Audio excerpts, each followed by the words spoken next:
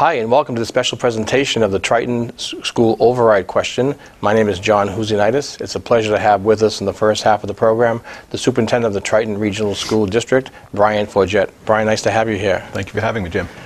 And I'm wondering, Brian, if you can go over some of the reasons why you feel that, as superintendent, you recommended several budgets, and we did have Monique Relic from the school committee in Salisbury and the Triton Regional School District in March, and she proposed that there were a couple of budgets that the school committee was looking at the time, and now the school committee has voted on a $41.3 million budget. Now I know that includes some reductions from what the school committee had voted previously. Maybe you can go over for our viewers some of the reductions. Absolutely.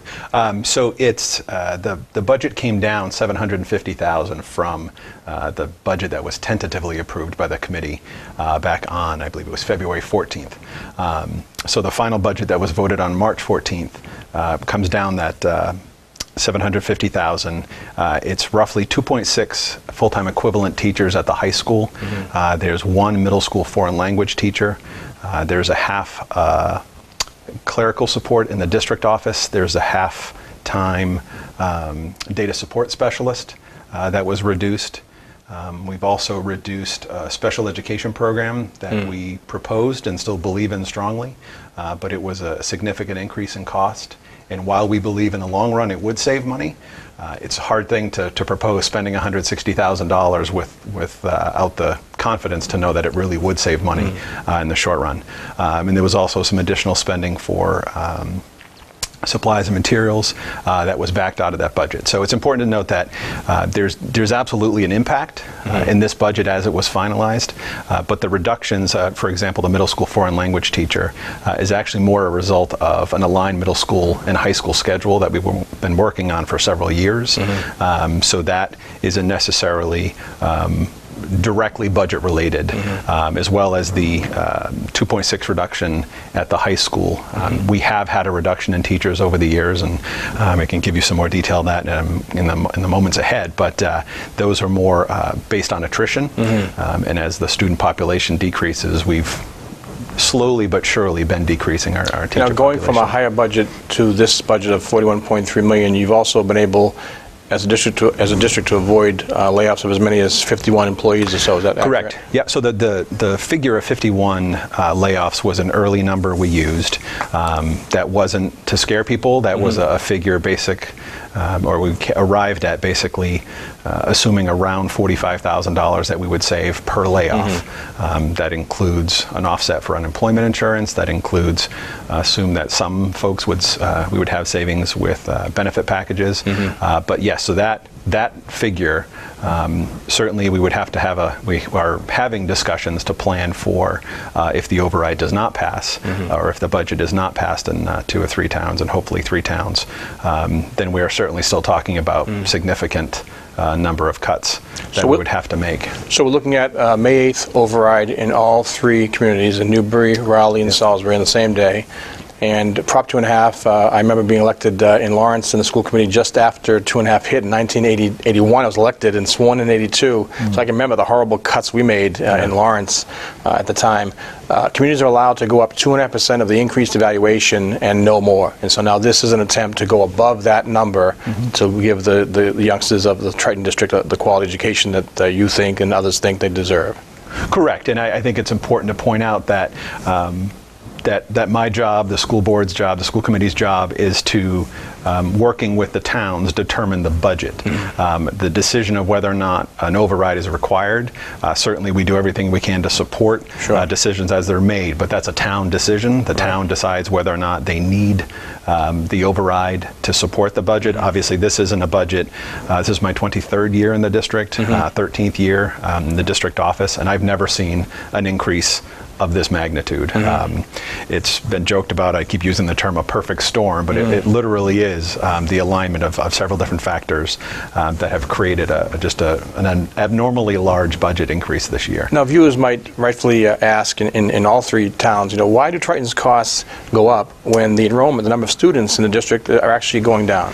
It's a very good question. Actually, we spent considerable time last year answering this question, and it's a question we're having a discussion about again this year. So the reality is that we have continued to decrease our number of staffing. So for example, if you take a look at the slide, if I go for a 15-year history from 2002 to 2017, so all of these statistics are 15 years from 02 to 17, our student population actually decreased by 17.4%. So that's a reduction of 572 students over the 15 years. During that same time, our special education population is up 79 students, which is an increase of 23.2%.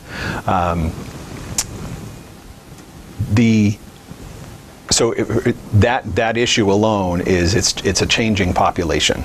And the cost of special, I remember looking at the school board budgets, school committee budgets, the cost of special needs students obviously versus significantly higher increase. Right. So we've got a population, an overall population dropping, but an increasing number of students who require more attention. It's an education they deserve. Right. We're required by law, and we have to provide it and should provide it, but it comes at a much higher cost. So that's a significant factor. Another question that came up significantly, or consistently, I should say, is choice adding to this issue? So from roughly 06 to 09, we were approximately 100 more students leaving the district than we had coming in. And taking a look at this graph, the orange line is our students coming in. Okay. The blue line is our students leaving the district.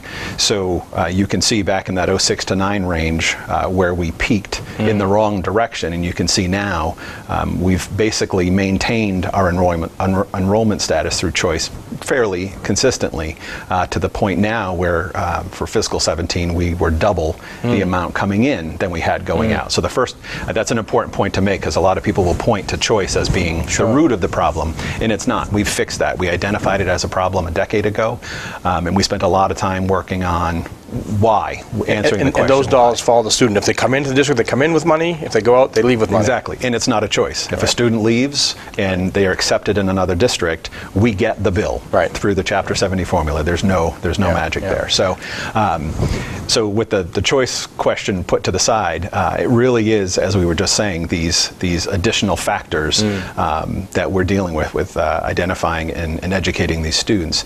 Anxiety and mental health issues is on a significant increase.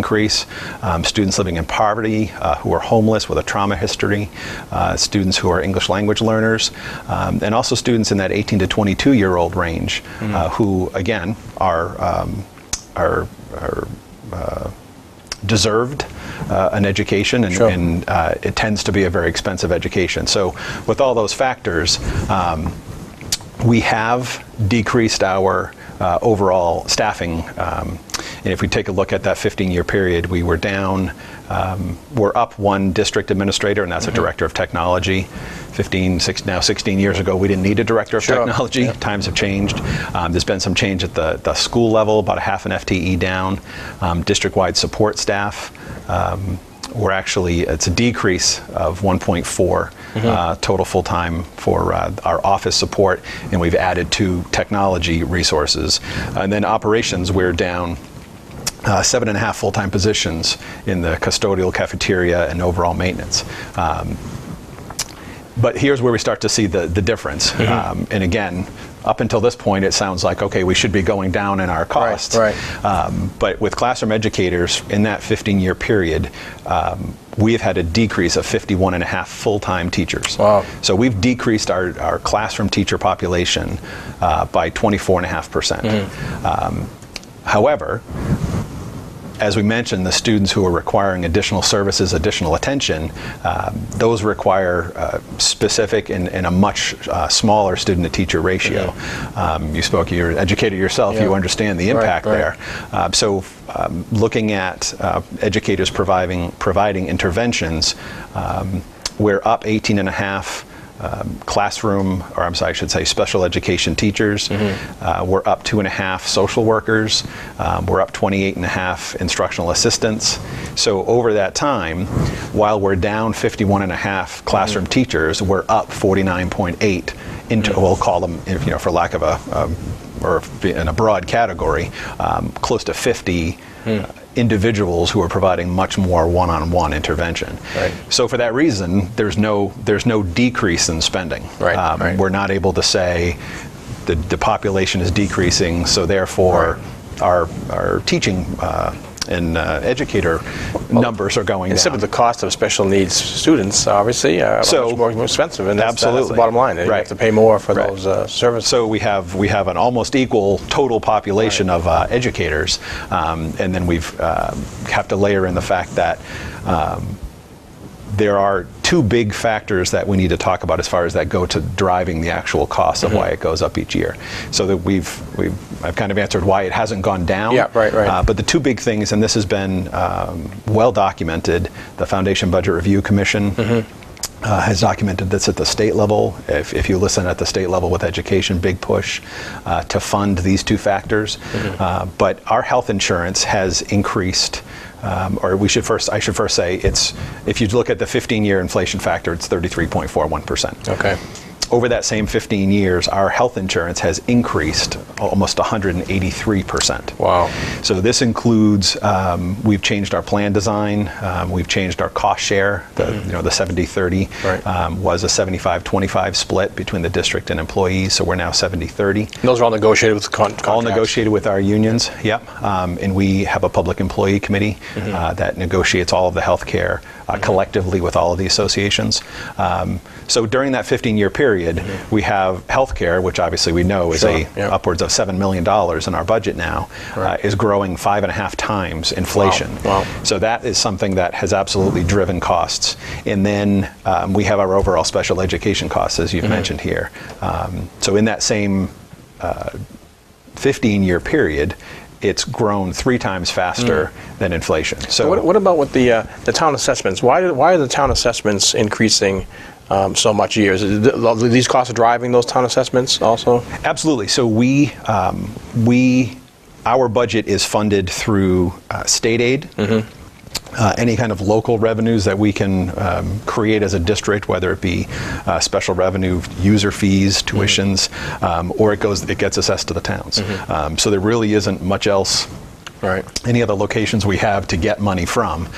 So with these costs, I should just, before we go on to that question, the slide is an important one because it shows the 15-year period. There's a couple descriptors here missing, but the orange is healthcare and the yellow is special education. Okay. So where we once had 76% for all other costs in the budget, we now have 64% of our total budget that's going towards these costs.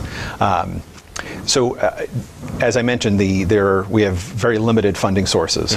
It's either coming locally through fees we charge, or it's through Chapter 70. So if we look over 15 years, back to 2002, we were actually getting $325,000, just shy of $325,000 more than we got in fiscal 17. Wow. We've made up a little bit of that. We're still $100,000, $200,000 less today than we were now 16 years ago. We don't have the 18 data in this. Is that why there's an effort, it seems to me, just reading the paper and following the news, there's an effort to help regional school districts? It seems like the cities and towns have relatively been taken care of pretty much with Chapter 70 funding, but the regional districts somehow are lagging behind in that.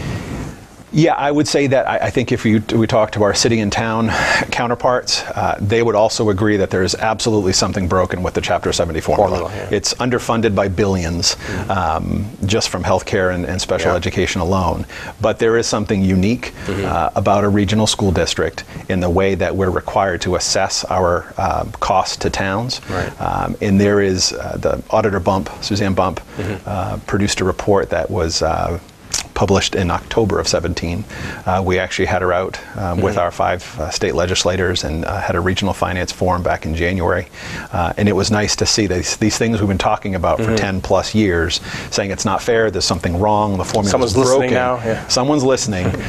There's actually a bill at Senate 217 that's trying to be moved along, and it basically just asks the Senate to formally study and document this. We've got it in an auditor's report, but we need to document it and truly study the formula to see why it is that it treats it, a region so uniquely. If folks want to see, we'll have to wrap up this section, but if folks want to see more about the budget, they're welcome to go to the Triton website. Yep, so it's Triton School, www.tritonschools.org, and then and the top menu, there's a budget link, and all this information is there. And certainly, I'd also love to make sure that people know they can contact me at any time. Sure. The main district office number or my email address, brian.forget@tritonschools.org. Always happy to have a conversation with folks and make sure they understand. Great. Well, going up so tremendously, it appears, I think, if an average person in the street would say these assessments are just out of control. Yeah. What drives them? Well, it's interesting. If you look at our spending over the 15-year period versus the assessments, there's a huge disparity. And the reality is that, as we were talking about with the reduction in Chapter 70, if we're getting less today than we were 15 years ago, we're increasing at a larger pace than Chapter 70. So over 15 years, our spending has increased about 51%. Okay. The assessment increase to the member towns has actually gone up close to 82%. And this is the graph you have here. Yeah, to show so that. this you can see at 15 years ago, the town's assessments made up 34% of our total, the town assessments covered 60% of our total spending. Okay. Chapter 70 covered 34% of our total budget. As of fiscal 19, the budget as presented, the towns would cover 76% of the total spending, and the Chapter 70 aid from the state is only covering now, close to 20% or 21%. And that's the actual highest of that whole 15-year period. We're now at the highest level right. of expenses. for the Absolutely. towns. So we're going in the wrong direction, and I think yeah. that's the message that regardless of where you go, region or any city or town, Right. Chapter 70 is broken. So that's driving the cost. Obviously, this Chapter 70 formula that has not been fixed, and apparently there's nothing yet that's going to fix that at the moment.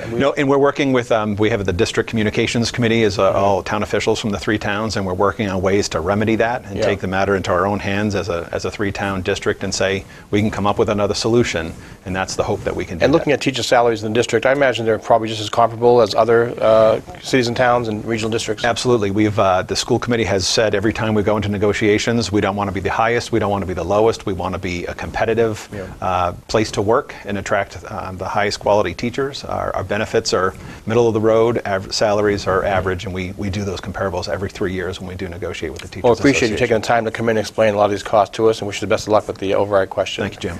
It's been a pleasure to have the superintendent of the Triton Regional School District here, Brian Forget, and we'll be back with more guests in just a moment. Stay tuned. And we're back with the special presentation of the Triton School Override budget. And we are here with 4 representatives from Salisbury, Raleigh, and Newbury. We're happy to have Deb Choate, who lives in Salisbury. We're also happy to have Wendy Zimmerman from Newbury. Welcome, Wendy. We're here also with the chairperson of the We Are Triton group, Jen Rekatenitz from Salisbury. Welcome, Jen. Thank you. And we're also happy to have here from Raleigh, Maggie Lemlin. Welcome. Welcome, Maggie. Maggie, maybe we can start with you. Why should the folks out there be motivated to leave their home on May 8th and vote for an override in these 3 towns? I think that the override is going to be necessary to develop and continue to have the community thrive. I just don't see a way around passing the override just to keep our communities at the standard that it needs to be appealing to new residents, to be appealing to families with young children, to be appealing to my family. Now, your decision to move to Raleigh, I'm not sure if you're a lifelong resident or if you moved there. No, we've been here for 10 years. I imagine it has something to do with schools, the reason you went It there. certainly was appealing to know that we had decent schools in our area. We were looking for a more quiet community with open space that we could raise our children closer to the beach, closer to nature. And so Raleigh really spoke to us, and we've set down deep roots. We've gotten very involved with the community. I volunteer with the library. I have a Facebook page that's become pretty popular recently for Raleigh residents. And we're determined to stay, but we need it to be a community that's going to work for our family. Great. And Jen, for you, you've taken on this this job of a chairperson of the We Are Triton group. And obviously, Yes. something motivated you to do that. I understand you have somewhere around more than 100 volunteers who are helping this cause.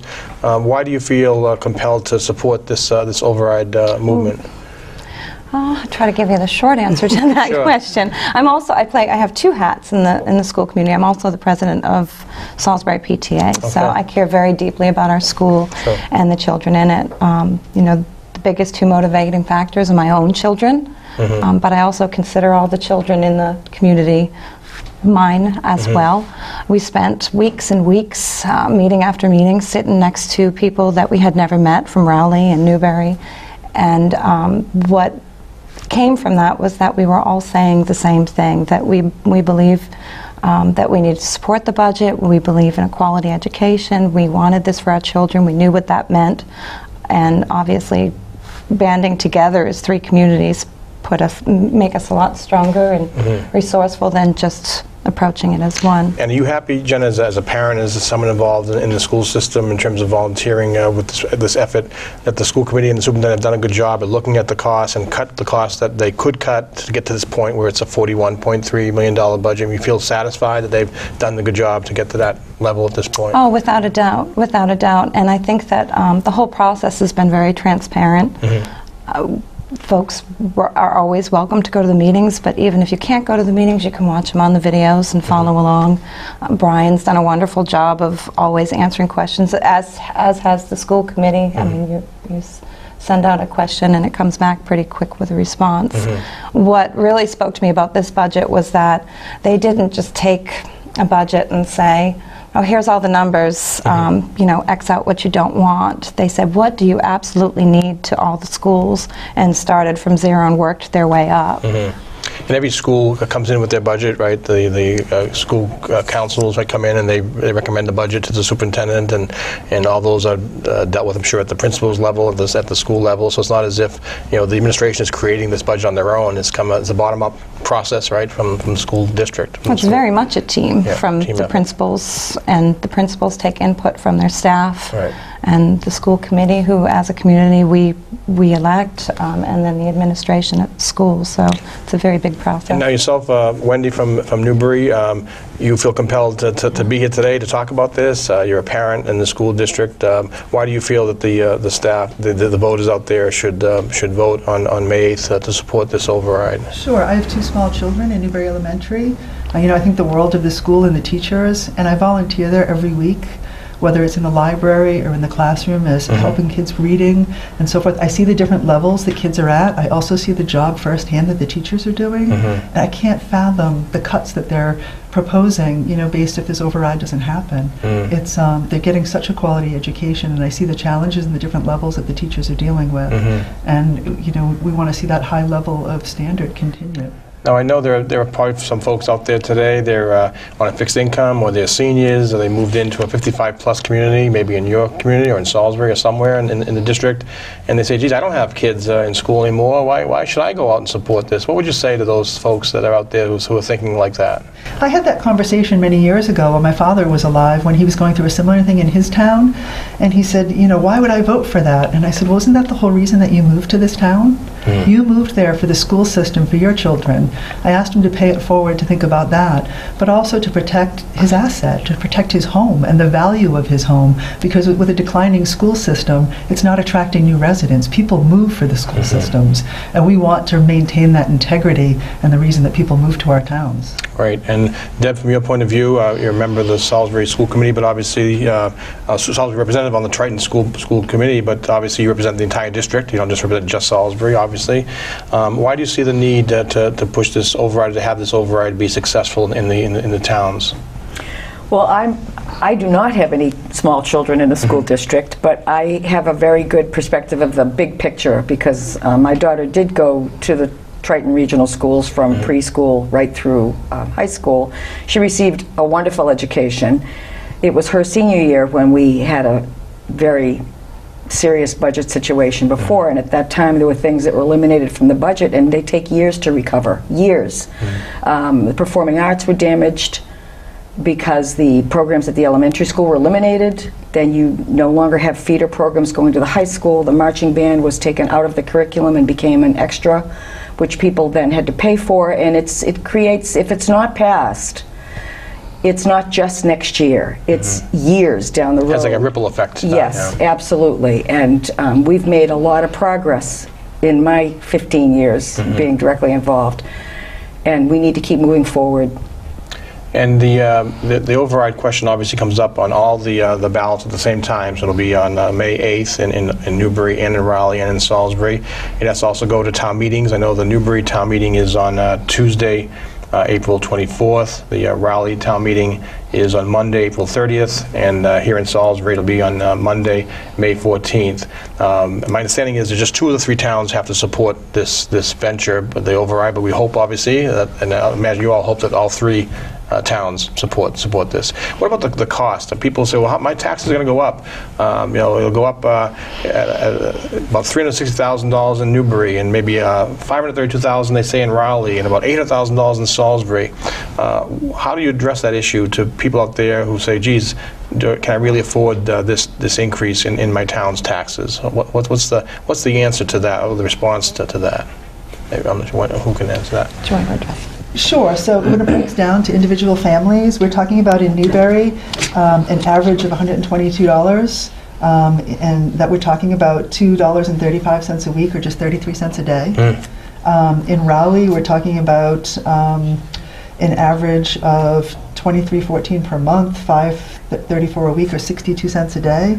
And in Salisbury, we're talking about $3.27 a week, or just 47 cents a day. So really less than a cup of coffee at Cumberland Farms, right? Which you can help save the school system and promote. But I think I would argue our towns are buying a lot of cups of coffee. Sure. And so I'm mindful of all the expenses and all the overrides and the rising costs, homeowner costs for Raleigh, particularly electrical and water. But to not fund this override and not support the schools and cause these devastating cuts, it just cuts at the heart of what our communities are and what they stand for family values and for strong community. I have a daughter, a first grader. She's quiet, she's shy. A classroom of 35 kids isn't going to work. It's unimaginable. It's unimaginable. Like her mom, she's not great at math. She needs that extra supplement. She needs the WINS program that's now offered at the school. Without the WINS program, we'd be paying $100 a week for private tutoring. Not something my family can afford. Now, I imagine as you crisscross your town and speak to people at the library or at the post office or as part of the We Are Triton group, you run into folks who don't support it for whatever reason. What do you hear as the biggest opposition or the biggest reason that folks are saying that we just can't support this override? Well, I am an admin for a Facebook page called Raleigh Talks, which is dedicated to conversations in the Raleigh community around enhancements, connections, and building community and bringing people into the process. I hear a lot, this override cannot happen. We cannot allow this to happen. We have so many expenses. We have to teach the schools how to cut back. I respect it. I think that's, paying bills is tough. We've got, my husband is a stay-at-home father. That's a choice that we've made for our family, and it's extremely tough to make ends meet. But if we do not do this, what are we as a community? Who are we as individual citizens? So it's a statement for the community. It's a statement, absolutely. When they talk about healthcare costs and teaching costs, I was raised by a teacher. She raised our family, well, with my dad's help, but on a teacher's salary. This idea that these days of school moms who lived at home with their parents and could be paid $25 a week, it's just not the case. The reality is these teachers who are wonderful, loving people have families of their own, and they have to be able to raise and take care of those families as well. And Jen, when you wear your hat as the We Are Triton chairperson, I'm sure you run into this type of opposition. I'm sure there are a lot of folks who support you and want to help your cause and help the cause of the override and make sure that it passes. But what are you hearing from those folks that are not as supportive? What's their biggest opposition, do you hear? Sure. I feel like there's one of the biggest pieces to our group is making sure folks are educated as far as what they're actually supporting and what passing the override entails. And for us, there's a misconception that by supporting this, it may cause other burdens throughout the other departments in the community. That's one thing, and that's absolutely. It's just the opposite. By supporting this override, not only are you supporting the school budget and maintaining the quality education that we're looking for, but it's also supporting those other community departments that we have. Again, it increases the value of a person's home when you have quality education, and obviously that brings in additional tax revenue, whether it be business paying taxes or residents paying taxes. Let's say that it doesn't go through. I mean, obviously, the school committee have to go back and make these dramatic cuts. I can remember, it seems like 1,000 years ago, but I was in the Lawrence School Committee in 1982, just after Prop 2.5 had hit, and we had to cut millions from our budget, and we were nickel and diming and pencil sharpening and cutting this and cutting that, cutting that. I can imagine, as a school committee member, it will be devastating, I imagine, to go have to cut programs that you have relied on, the youngsters have depended on for many years. Yes, that's true, and we just don't really want to cut any kind of programs Sure. at all. It becomes very, very difficult. We have a brand new stadium, athletic stadium, Right. and we certainly want to use it. Sure. So that's just kind of not an option to cut an entire program. And we had one of your colleagues, Monique Grelick, was in on a local program here in Salisbury, and she talked about there were 3 budgets the school committee was looking at, offered by the superintendent, and you chose this one at $41.3 million. And really, by doing that, you've saved the potential of laying off some 51 employees in that budget. So that obviously was a middle road, but at least it affords a quality education for the youngsters who attend the Triton School District, it appears, from what the school committee has done in your vote. Well, that's true, but we went back and made cuts, on a second round, Sure. and that is making some eliminations, and we just don't really. Nobody wants to Want go more any cuts, further yeah. than that. But 2 out of 3 towns have to pass the budget, Right. and if the third town does not pass it, that third town has to pay the bill anyway. Sure. So it's really in all 3 towns' best interest to work together and be positive about it. The thing is, the votes, there are actually 6 votes that have to happen. Right. People need to go to town meeting, and it's essential that people go to town meeting and vote, and then they need to go to the polls. I had a conversation with one of the building principals last week, and she has found it amazing that there are people that are very supportive of the schools but have yet to go and vote for anything about the schools, whether it be at the polls or at town meeting. She also told me, looking down the road on the value of your schools to the value of real estate, Sure. she had a call from a family who was thinking about moving and putting their children in one of the elementary schools. And the potential incoming parents said, "How many classes do you have per grade?" She said, "I have to give you 2 numbers. I will tell you, if our override passes, we will have this many. If it does not pass, we will have this many." She felt that she had to give them honest information. Sure. But certainly, if you have an elementary school of the size of any of our elementary schools with only potentially 2 classes per grade, the numbers are going to be much higher. And so a family hearing that is going to really think twice about moving into the school district, and that's detrimental to everyone's property values and the quality of life in the town. Now, I know that that we talked about the We Are Triton group has about 100 members, or maybe more than 100 volunteers. If someone out there is listening and would like to participate, to help in this effort, you maybe help make phone calls or whatever you're doing to help motivate people to get out so they are motivated to vote for the override at the polls and also at town meeting. What's the best way that they can get in touch with you folks to help this effort? We have a website, wearetriton.org. You can log on there, and all our contact information is listed under Contact Us. We also have a Facebook page, We Are Triton, so you could like that and follow along. I mean, it comes down to something so simple as folks that support it to just carve out that time, whatever their town meeting date is and their election date. And it may mean that you might, both parents need to come, both adults need to come. It may mean you may need to bring your children. If that's the case, that's the case. I mean, it'll be a wonderful lesson in civics, and Sure. if you need to bring your devices that night, I'm sure that would be okay too. But I mean, that is the best, most powerful, and simplest way that people can contribute to the We Are Triton movement. And certainly, we want people part of our team in spreading the word and sharing the knowledge as well. And will there be efforts prior to the May 8th vote at the polls to make phone calls or to stand outside the post office or holding signs, or will those efforts kind of like a political campaign? Will that take place? Do you envision that taking place? Absolutely, and we're in motion with all of that. We'll reach out to people every which way that we can. I think the superintendent made an excellent case in the first half of the program, talking about the shift of the last 15 years from especially in Chapter 70, the state money that comes in to cities and towns, and how there was a very high percentage of that money that would pay for a lot of the costs of quality public education. All of a sudden, that's dramatically reduced, and that burden has been shifted now to the towns. So you can imagine it as a selectman in town or a town manager, having to now bear the increase of those costs. They're going up exponentially in terms of healthcare costs and other costs. It really, you can understand that someone's out there hesitancy to support an override. But I think what I hear from you folks is that quality education, you get what you pay for. You have to pay for decent quality education, and we don't want to hurt other services, obviously, in town, but at the same time afford people the opportunity to have a decent quality education for their youngsters.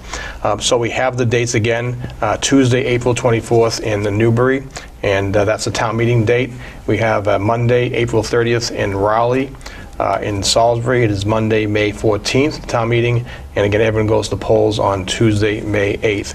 Does anyone want to make a closing pitch to the undecided voter who's still listening out there and wants to hear? Deb? This isn't necessarily a pitch, but I just wanted to touch on something that you mentioned earlier. Sure. There are serious funding shortcomings at the state level, very serious, and we know that. We, meaning everybody at this table, certainly all of the school board, we all know that. And there are strong efforts being made statewide to change that because everybody needs it. We happen to need it maybe more because we're a regional school, but all of the schools in the state need that, and it's in the front pages of the newspapers today. Yeah. So we're working on that, but that's going to take a little bit more time, and this school district really can't wait for that to happen at the state level in order to avoid some disastrous situations. We need to take action now and control our own destiny for the next year.